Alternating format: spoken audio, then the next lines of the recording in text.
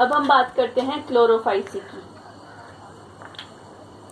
जो एल्गी है, एल्गी की जनरली हम +1 क्लास में 3 ही क्लासेस डिस्कस करेंगे, chlorophyceae, phaeophyceae and Rhodophyceae.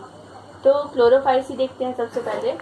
These are commonly known as green algae, ठीक है, इनको कॉमनली ग्रीन एल्गी बोला जाता है। ज़्यादातर जो क्लोरोफाइसी के मेंबर्स हैं वो फ्रेश वाटर में मिलते हैं। सिर्फ 10%, 90% होते हैं फ्रेश वाटर वाले, बाकी इसके अलावा और अदर हैबिटेट होते हैं और मरीन वाटर में क्लोरोफाइसी मिलती है। अगर हम इसकी थैलस की बात करते हैं तो इसकी प्लांट बॉडी वेरी करती है यूनिसेलुलर, कॉलोनियल और फिलामेंटस टाइप में, ठीक है। तो यूनिसेलुलर से लेके मल्टी सेलुलर लेवल की इनकी प्लांट बॉडी होती है। पिगमेंट्स की बात करते हैं तो पिगमेंट्स इसमें क्लोरोफिल में से क्लोरोफिल ए और क्लोरोफिल बी का कॉम्बिनेशन होता है, जो कि इसके मेंबर्स को ग्रास ग्रीन कलर प्रोवाइड करता है। इसके अलावा इनके अंदर अदर कैरोटीनॉइड्स और बीटा कैरोटीन प्रेजेंट होते हैं।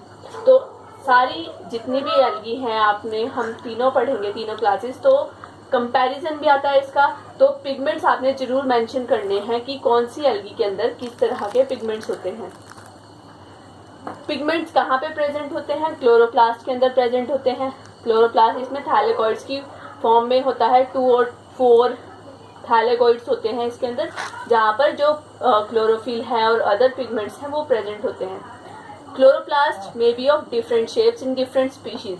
जो क्लोरोफाइसी के मेंबर हैं यहाँ पर डिफरेंट स्पीशीज में डिफरेंट शेप के क्लोरोप्लास्ट पाए जाते हैं, जैसे कि काप शेप्ड है क्लेमाइडोमोनास के अंदर, ठीक है, ये क्लेमाइडोमोनास है, बायोफ्लैजिलेटेड स्ट्रक्चर होता है, यूनिसेलुलर है, इसके अंदर काप शेप का क्लोरोप्लास्ट इसके अंदर प्रेजेंट होता है। यूलोथ्रिक्स के अंदर गर्डल शेप्ड का क्लोरोप्लास्ट होता है। अब यूलोथ्रिक्स कैसी है? फिलामेंटस है, मल्टी सेलुलर है, तो इस तरह से इसमें फिलामेंट होते हैं। गर्डल शेप का इस तरह से एक जैसे कॉलर होता है ना, कॉलर शेप का, उस तरह से इसके अंदर इसका क्लोरोप्लास्ट प्रेजेंट होता है, उस शेप का होता है। उर्डोगोनियम के अंदर रेटिकुलेट शेप का क्लोरोप्लास्ट होता है। रेटिकुलेट का मतलब होता है नेटवर्क।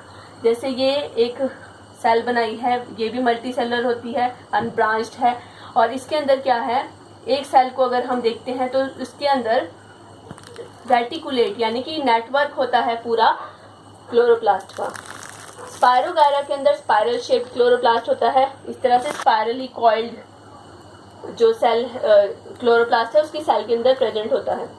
एक क्वेश्चन पूछा जाता है कंपटीशन में कि कौन सी वो एल्गी है जिसका नाम उसके क्लोरोप्लास्ट की शेप के बेसिस पे रखा गया है, दैट इज स्पायरोगायरा। स्पायरोगायरा के अंदर स्पाइरल शेप का क्लोरोप्लास्ट प्रेजेंट होता है। अब इनके अंदर कुछ स्पेशल स्ट्रक्चर्स होते हैं जिनको बोलते हैं पायरेनॉइड्स। पायरेनॉइड्स बेसिकली होते क्या हैं? These are the structures having protein in the core which is surrounded by starch.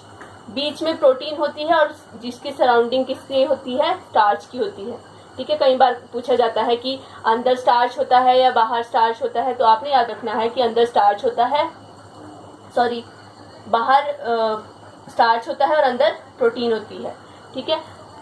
तो इस तरह के स्ट्रक्चर्स इसमें प्रेजेंट होते हैं। इनका मेन फंक्शन क्या होता है?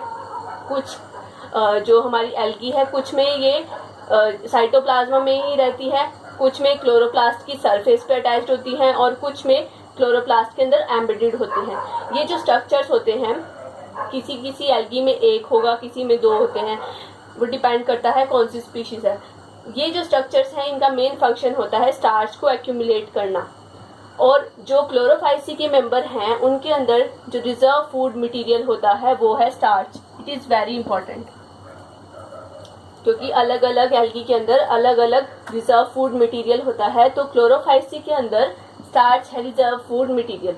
अब इसके गैमेट्स में या फिर सेल्स के अंदर क्या है? फ्लैजिला प्रेजेंट होते हैं और वो वेरी करते हैं 1, 2, 4 और 8, ठीक है, इतने फ्लैजिला हो सकते हैं।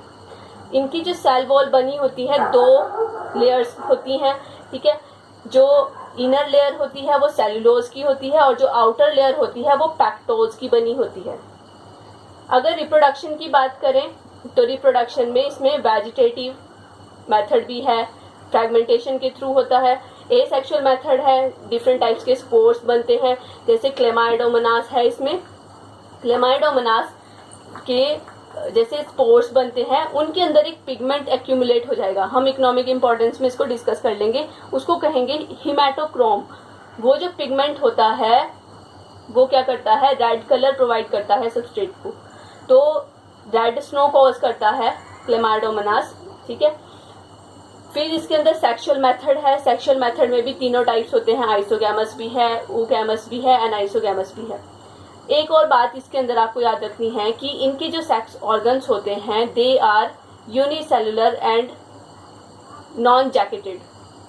अब नॉन जैकेटेड का क्या मतलब है कि उन सेक्स ऑर्गन के बाहर कोई भी स्टेराइल सेल्स की कवरिंग नहीं होती, ठीक है। मतलब जो इनके सेक्स ऑर्गन होंगे वो मल्टी सेलुलर नहीं होंगे, सिंगल सेल्ड होंगे और इस तरह की कोई भी मल्टी सेलुलर कवरिंग नहीं होगी स्टेराइल सेल्स की। स्टेराइल सेल्स होती हैं जो नॉन रिप्रोडक्टिव सेल्स होती हैं।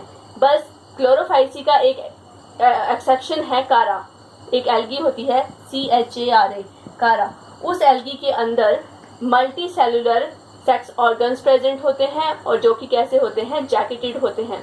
उनमें फीमेल को बोला जाता है न्यूक्यूल और मेल को बोला जाता है ग्लोब्यूल, ठीक है। तो ये एक्सेप्शन है कारा की, जिसके अंदर जो सेक्स ऑर्गन्स हैं वो कैसे हैं, मल्टी सेलुलर और जैकेटेड, ठीक है। बाकी इसके एग्जांपल्स हैं। एग्जांपल्स आप याद रख सकते हैं, क्लेमाइडोमोनास है, यूलोथ्रिक्स है, उडोवोनियम है, स्पायरोगारा है, कारा है, क्लोरेला है, ठीक है। तो ये इसके एग्जांपल्स हैं। Thank you class.